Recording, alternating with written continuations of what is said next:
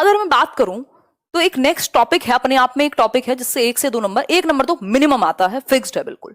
Nature and nurture. Nature का मतलब है हेरिडिटी। अभी अमेजिंग टॉपिक शुरू होंगे। हेरिडिटी एंड नर्चर का मतलब है एनवायरमेंट। मैं और आप या कोई भी व्यक्ति अपनी हेरिडिटी एंड एनवायरमेंट के सिवा कुछ और है? हेरिडिटी इनटू एनवायरमेंट, यानी हम प्रोडक्ट हैं, गुणनफल हैं आनुवांशिकता और वातावरण के, और कुछ भी नहीं है इसके सिवा। या जो भी हमने एक्वायर किया है, जो भी हमने समझ बनाई है, वो या तो हेरिडिटी और एनवायरमेंट के इंटरेक्शन से ही आई है। देखो ये एडिटिव नहीं होते। एक क्वेश्चन आता है, पूछ लेता है, एडिटिव नहीं होते। हेरिडिटी प्लस एनवायरमेंट जैसा कोई कॉन्सेप्ट नहीं है। ये हेरिडिटी इनटू एनवायरमेंट है, यानी प्रोडक्ट हैं, वुडवर्थ कहते हैं, आनुवांशिकता और वातावरण दोनों बराबर का योगदान रखते हैं विकास में। ये बात तो सही है, बिल्कुल कोई दिक्कत नहीं है।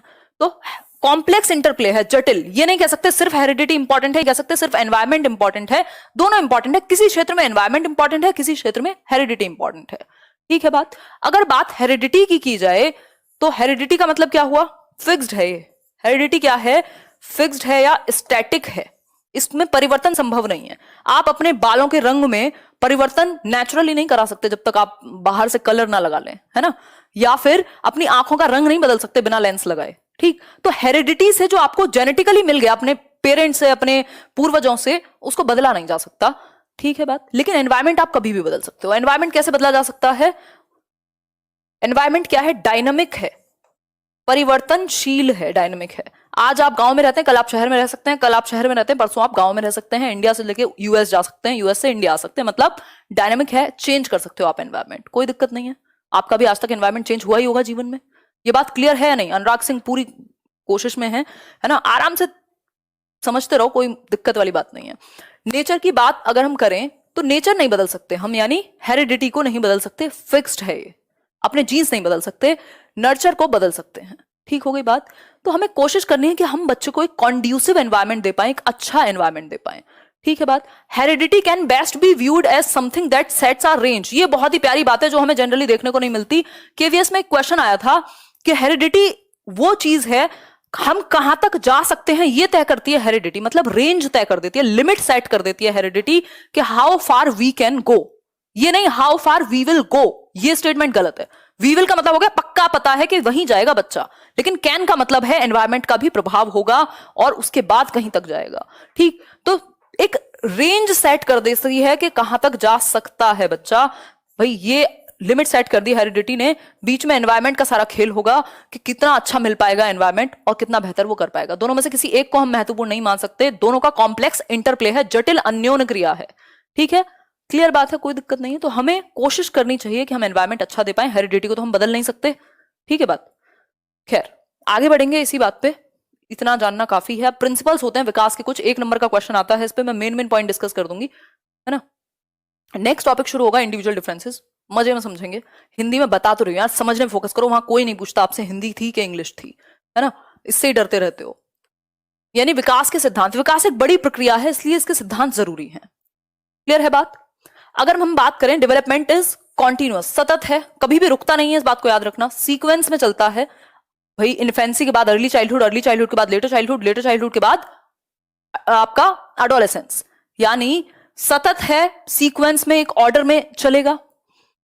Rate of development varies person to person.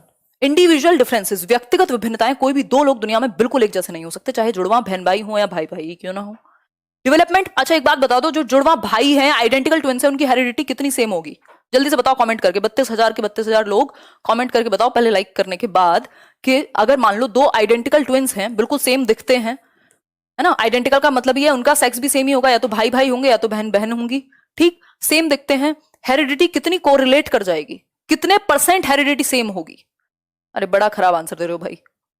कई लोग तो सही दे रहे हैं। 100 तो हो ही नहीं सकती। फिर तो मतलब ये कह दिया ना आपने कि 2 लोग बिल्कुल सेम हो गए। 2 लोग तो दुनिया में किन्हीं भी 2 लोगों का फिंगरप्रिंट सेम नहीं है। 2 लोग सेम कैसे हो सकते हैं पूरी तरह से?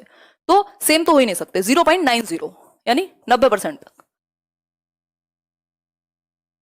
0.90। ठीक, और अगर यही ये अलग जेंडर के हो, अलग जेंडर के आइडेंटिकल फ्रेटर्नल ट्विंस हो, तो क्या हो जाएगा? 50%। बिल्कुल सही बात है, कोई दिक्कत नहीं। 50 तब होगा जब अलग अलग घरों में बड़े हुए हो। ठीक है, अगर इन्हीं आइडेंटिकल ट्विंस को अलग अलग घरों में भेज दिया जाए तो इनके आईक्यू में अंतर आ जाएगा, 0.75 हो जाएगा 90 से 0.90 से। खैर इसको हम आगे भी समझ सकते हैं, कोई बहुत ज्यादा टेंशन वाली बात नहीं है। देखो डेवलपमेंट जनरल टू स्पेसिफिक जाता है, ये क्वेश्चन बहुत इंपॉर्टेंट है। जनरल टू स्पेसिफिक का मतलब क्या है? सामान्य से विशिष्ट। पहले बच्चा रोता भी है तो पूरे शरीर का इस्तेमाल करेगा, धीरे धीरे बस आंसू पोंछ लोगे हो जाएगा काम, है ना। कुछ कैच कराओगे पूरे बड़े हाथों का इस्तेमाल करेगा, धीरे धीरे फिर वो छोटे से एक्शन से कर लेगा। मतलब विशिष्ट प्रक्रियाएं करता है, क्रियाएं करता है, शुरुआत में जनरल करता है। Growth and development is a product of both heredity and environment, ये हमें पता है। प्रिडिक्टेबल है, पूर्वानुमान आप लगा सकते हो। यदि एक क्वेश्चन आता है कि यदि एक बच्चा बचपन में बहुत तेजी से बढ़ रहा है या सीखता है तो वो आगे भी अच्छा करेगा, इस बात का आप ये कौन सा प्रिंसिपल है? तो आप कहेंगे प्रिडिक्टेबिलिटी।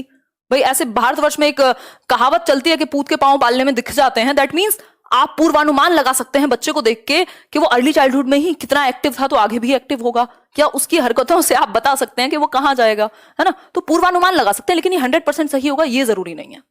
ठीक है बात। There is a constant interaction between all factors of development, जितने भी तत्व हैं विकास के, जितने भी फैक्टर्स हैं उन सब में इंटरेक्शन होता रहता है। ये बात हम बिल्कुल निश्चित रूप से समझेंगे। अच्छा एक और बहुत इंपॉर्टेंट आपका सिद्धांत है, समझ लीजिए, 1 नंबर में हर बार क्वेश्चन आता है, हर बार फिक्स्ड है बिल्कुल। दिशा का सिद्धांत कहते हैं principle of direction. 1 minute black ले लेती हूं। प्रिंसिपल ऑफ डायरेक्शन यानी दिशा का सिद्धांत,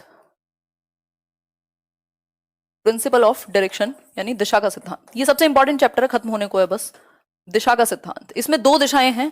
एक है आपकी सेफेलोकॉडल जिसको सिरोध पदोन्मुखी कहते हैं, और दूसरी है आपकी प्रॉक्सिमो डिस्टल। एक एक क्वेश्चन यहीं से मिलेगा पेपर में, प्रॉक्सिमो डिस्टल। और बहुत ही बुरी किस्मत अगर आपकी हुई तो 27, 28 नहीं तो 30 में से 30 आने चाहिए। ठीक है बात। देखो एक बार, बफरिंग पता नहीं क्यों हो रही है यार। देखो सेफेलोकॉडल है सिरोध पदोन्मुखी, सर से पैर की ओर जाता है, विकास की एक दिशा है सिरोध पदोन्मुखी, सर से पैर की ओर। प्रॉक्सिमो डिस्टल है, बताना यार प्रॉक्सिमो डिस्टल को हिंदी में क्या कहते हैं? कुछ तो कहते हैं, बड़ा अजीब सा इसका नाम है, जल्दी लिख के बताओ बहुत तेजी से। हिंदी में प्रॉक्सिमो डिस्टल। सारा काम हम ही करें। देखो इतने इसको समझ लेते हैं, नहीं तो याद आ ही जाएगा। देखो ये मेरी फॉल्ट है कुछ मेमोरी में, प्रॉक्सिमो डिस्टल में हमेशा भूलती हूँ, चाहे कितना भी याद रख लूं।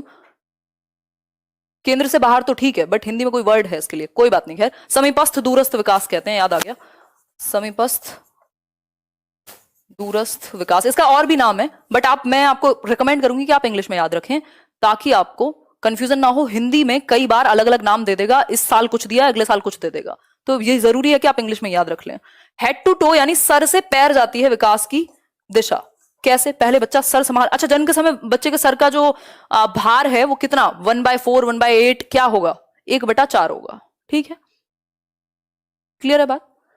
हेड टू टो यानी सर से पैर की ओर जाएगी विकास की जो दिशा है, विकास की दिशा सर से पैर की ओर। पहले बच्चा अपना सर संभालना सीखेगा, गर्दन पे फिर आएगी उसकी स्टेबिलिटी, फिर बैठना सीखेगा, फिर वो खड़ा होने सीखेगा। दैट मींस सर से नीचे की ओर, टो की तरफ, पैर के अंगूठे की तरफ, सर से पैर के अंगूठे की तरफ आपकी विकास की दिशा जाती है, हेड टू टो। याद रखिएगा 1 नंबर का क्वेश्चन है।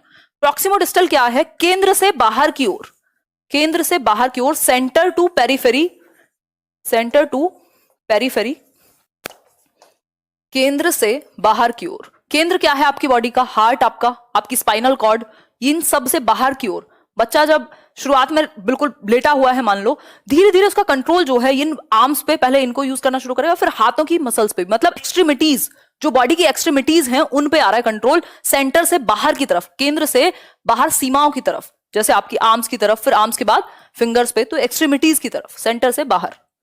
लाइक शेयर सब्सक्राइब कर दीजिएगा, देर आए दुरुस्त आए।